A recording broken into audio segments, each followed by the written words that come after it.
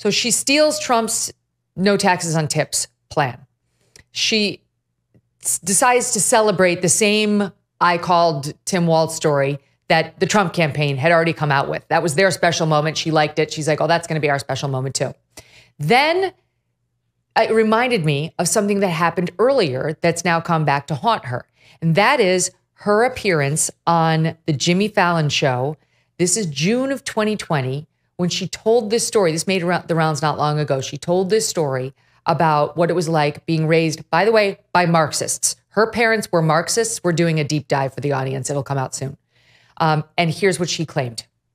You get that energy from your parents, or the thought of, hey, I have to fight for what's right, and I got to get out there. And I mean, when were you out there protesting? Well, I was in a stroller. And so I was out there. And in fact, my mother used to have a very funny story about I was fussing and she said, Kamala, what do you want? And I said, and this is how she would say it. And she said, Kamala, what do you want? And I said, freedom. No. Oh, come on. Freedom. It was a much cuter story when she would tell it, but that's the story. And also when Dr. Martin Luther King Jr. told it, because it's his. She stole it. She stole it when she told it to Fallon. She stole it when she put it in the preface to her 2010 book, Smart on Crime. She stole it when she told it to Elle magazine. And sharp-eyed readers noticed the uncanny similarities in that story to the one that MLK told during a January 1965 interview with Playboy magazine. In the piece, he recalled a moment he witnessed between a young black girl and a white police officer, not involving Kamala Harris, by the way, where he says, I will never forget a moment in Birmingham when a white police officer accosted a little Negro girl, quoting here, 7 or 8 years old, who was walking in a demonstration with her mother. What do you want? The policeman asked her gruffly, and the little girl looked at him straight in the eye and answered, feed him. She's a fraud. Wow. What a phony. It reminds me of that Seinfeld episode where Elaine's boss, Jay Peterman, buys all of Kramer's best stories for his memoir because he has nothing of his own to offer. He really doesn't have a weird idiosyncratic mind. And this is really, I mean, it's funny to laugh about it, but this is somebody who lacks a single original thought. A single story that she feels is reflective of who she is and how she became that way. If she can't offer that, what kind of original vision can she offer? I mean, if we're really going to free ourselves from the shackles of this gerontocracy, Biden forced out, very bitter about it. Trump, he's showing his age. He's showing his age. There was somebody on your show the other day, was it Nate Silver, who was talking about, age limits for presidents, which I think is a great idea. Same for the halls of Congress. Let's talk about then, what is the vision of potentially the first Gen X president? What does she have to offer us? Because so far it's been nothing. It's just been laughter and joy. Yeah, which is fake because she's a bully. By the way, I do think it's interesting over the past couple of days and previously on this show, I have acknowledged what you just said, that Trump is showing his age at times and that he really needs to be reined in on the rambling because right now he needs a tight message and he needs to hammer it over and over and over the way he did in 2016. China, build the wall, build the wall. And he's not doing that. So I've noticed something in the media. I say anything like that, it goes all over the internet. It was leading drudge for like 2 days, those comments that I made the other day. I say something about Kamala, which I do all the time. All the same media runs to fact check me. Oh, not true. That can't possibly be true, but all of it's true. I don't say things that aren't true. And if I do, I correct myself. It's amazing how they run cover for her. And then anything negative that comes out of we truth tellers in the world, they blow it up into a multi-day story. It's such evidence of their disgusting bias. These same media frauds would never dream of criticizing their own side because they only have one goal, which is to get her elected. Yeah, it's infuriating. It's the same thing they just went through with Joe Biden. They spent years running cover for Joe Biden, right? How many times did we hear, oh, this is the best Joe Biden, quoting Joe Scarborough, the sharpest, the most mentally acute. You should see him behind closed doors. His 20-something staffers can't keep up with him. Really? Then we see this debate where nobody can tell us what we have seen is not what we have seen. And suddenly the media turns and is trying to flush him out.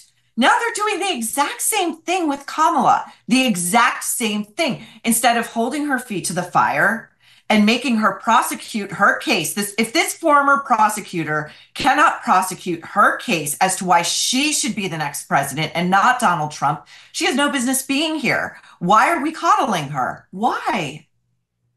She hasn't been held to account on any of her flip-flops. And I will say Nikki Haley had an interesting proposal on Fox the other day for Trump, saying you should not accept these attempted reversals by her campaign spokespeople via written statement until she comes out and makes clear she's reversing all of her policy prescriptions, which did include banning red meat.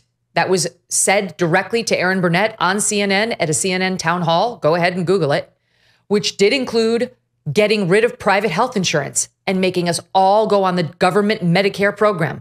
That's right there on tape repeatedly, which did include softer border policies and pulling away from enforcement and not prosecuting illegals and not deporting any illegals and health insurance for illegal, all those things that she had pushed.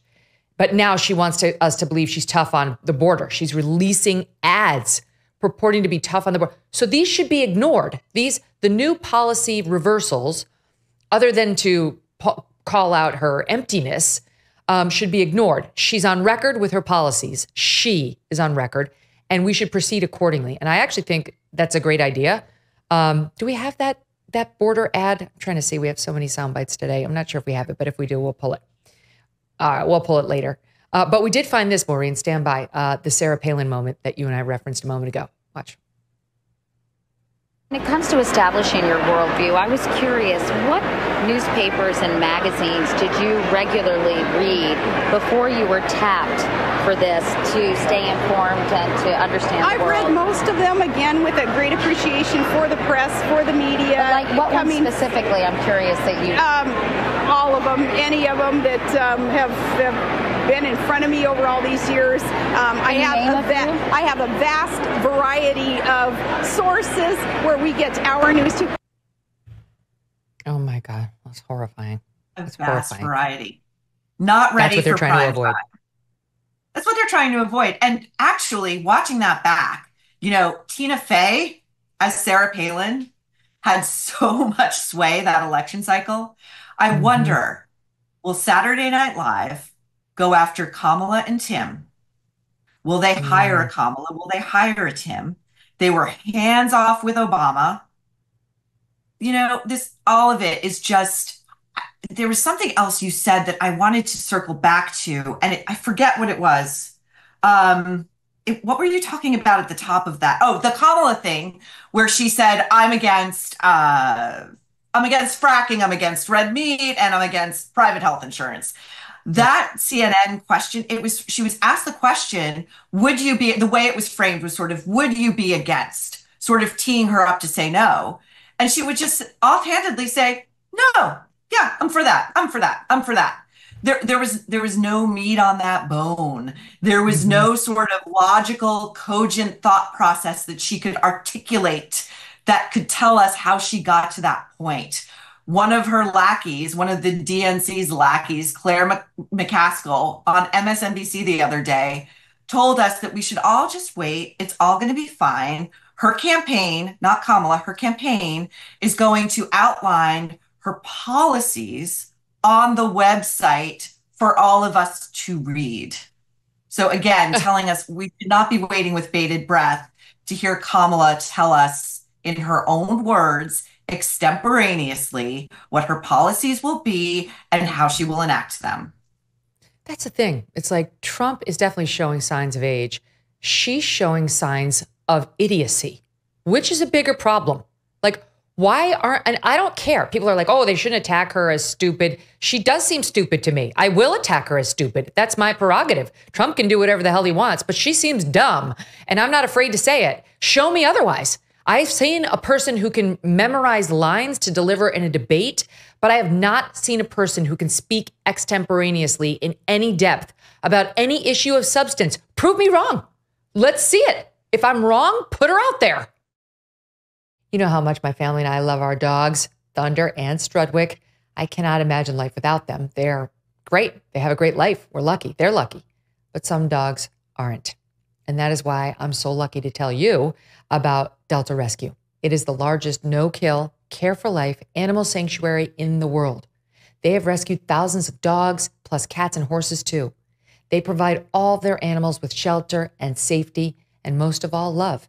And they've been doing it now for more than 45 years. Delta Rescue relies solely on contributions to stay open, and giving can bring tax benefits to you too. Speak with your estate planner about how you can grow your estate while helping animals in need. And check out the estate planning tab on their website to learn more.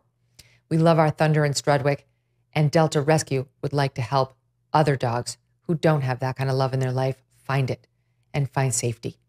Visit deltarescue.org today to learn more. That's deltarescue.org. Thanks so much for watching. If you like what you just saw, hit the subscribe button for more clips and full episodes.